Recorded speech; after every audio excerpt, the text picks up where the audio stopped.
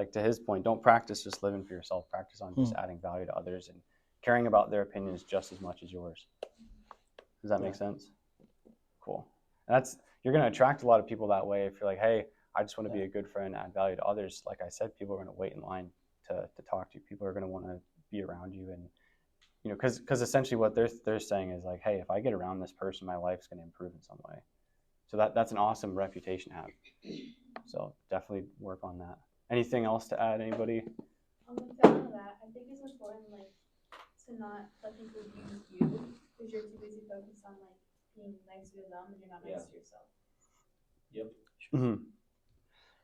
Right. So when it comes to adding value to others, like there's a way that you can add value to others, but I don't think that you can truly add value to others if you don't take care of yourself. So my point is, if I'm adding value to someone else, that means that they're not actually taking advantage of me. Because taking advantage of me doesn't improve their life. It doesn't actually add value. Does that make sense? So I think you can use that to kind of guide you. Does that make any sense? Yeah. It's like if you're truly adding value to someone else, they're not going to be able to take advantage of you. Like there's going to be a balance. There's going to be some boundaries there in your relationship, things like that.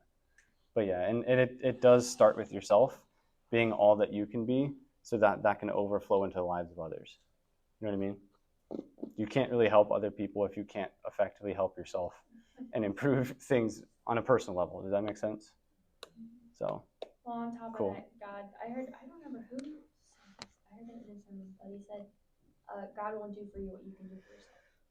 So God's not just going to sit there and make every decision for you in your entire life. He's going to give you challenges. He's going to give you different options. He gave you a choice. He gave you free will because he didn't make us all robots. So he's not just going to check all the boxes for you. He wants you to take care of yourself too.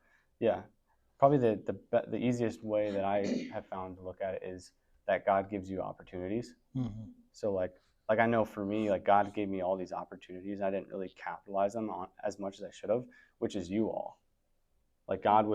So like I've been distant from God for like a while, up until the last year or 6 months, very distant. Some of it's a health thing, and I was so distant from God, but I didn't want to be. I wanted to be close to God, but then the thing is, God was there the whole time when I was distant from him, and he was giving me opportunities. I just didn't really see them.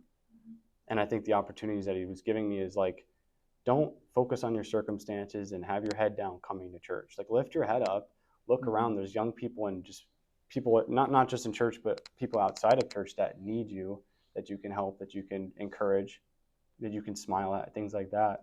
And so again, until I really took advantage of the opportunities and kind of followed the little bit of light that I was seeing, I didn't fully get close to God to the point where I'm at now. And again, this is back to like starting the pursuit of truth, doing this on Wednesdays, things like that. So yeah. I think that even goes with like character building. Like if there's something that you see, like, oh, I need to work on this. Like if you ask God for patience, is he going to just magically exactly. Patience, or is he going to give you opportunities to practice? All opportunities. Yeah. No, I think that's the simplest way to look at it, because then you know what to look for. Like if you don't know what to look for, then you're not going to find it, right? So if you know, okay, look, God has all these opportunities around me, what might those be? Right? And so you start to actually know more of what you're looking for. And then once you actually take advantage of an opportunity, even in a small way, you're going to know more of what to look for. And so you're going to build momentum as long as you keep taking advantage of those opportunities that God is giving you. Does that make sense, guys? Cool. Anything else? Any other topics or things you guys want to add? Steve, were you going to say something? I was just going to make a connection. So you were obviously talking about where you were at versus where you're at now and how you got there. But you wouldn't say that it was something that was super comfortable getting into right off the bat, right? It wasn't something that you just felt like, is something that's super easy and right? Like there was some difficulty there, right? There was maybe some uncomfort in the beginning. Super difficult. Right. And I'm asking that specifically because, well, even what I was saying earlier with losing your life, there's an aspect where, it's not that the opportunity is not there. It's let God do something through you. Just let go of yourself. Let go of your life. Let go of it. I think a lot of it's comfort. I think the thing that you lose is comfort. Comfort and safety. And so you're letting go of that and you're trusting God with it. But then what you find is you find something so much greater because that's who God is.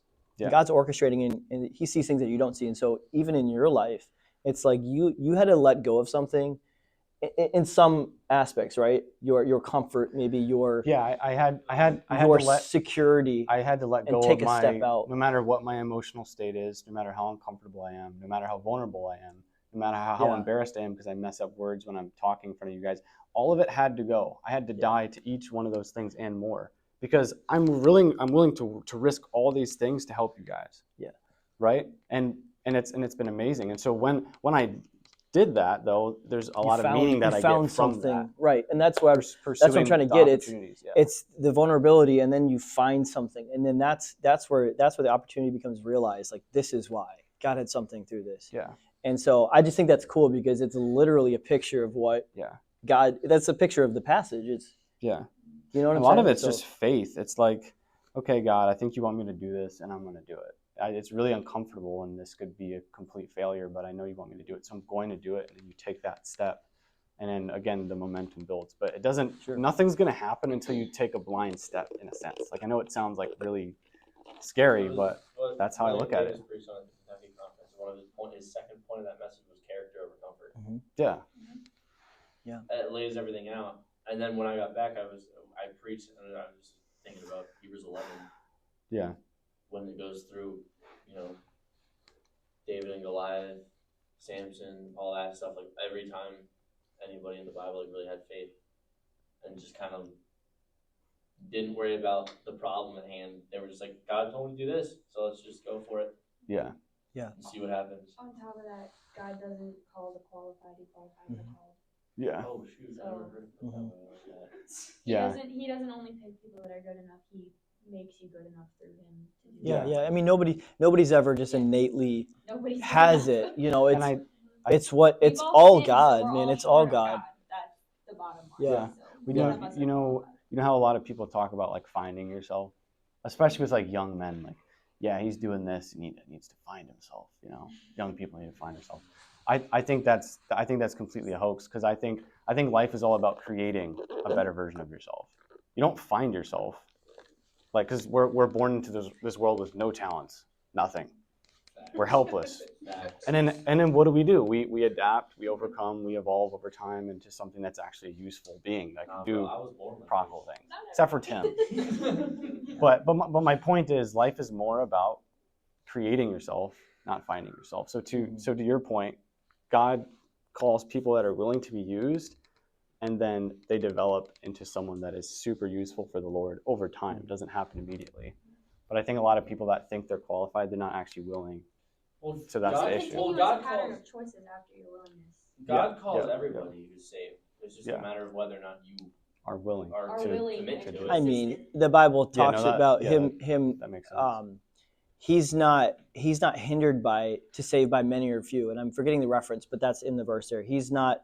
It starts with an R, so forgive me, but he's not hindered by saving by a lot of people or a little bit of people. And he was talking to the children of Israel, and the fact is it doesn't matter. Yeah, it doesn't matter who you are, where you're from. Like, that's the whole Bible, is random people doing amazing things, but they're all different in the sense that they're from different places, and so none of that hinders God. And I say that to say it's all God. Like you were saying earlier, it's 100% God. So you have to look at yourself and think, well, what do I want to be? Like, if I could have an ideal life, or if I could have an ideal impact, like, what would that look like? And yeah, it's not you, but it can be through Christ, right? So yeah, so having the goal there, I mean, that's important too. But even the 4 Gospels were written, is God used 4 people to basically write the same story, but you got so many different things out of it because it was different people. Yeah, that's a good point.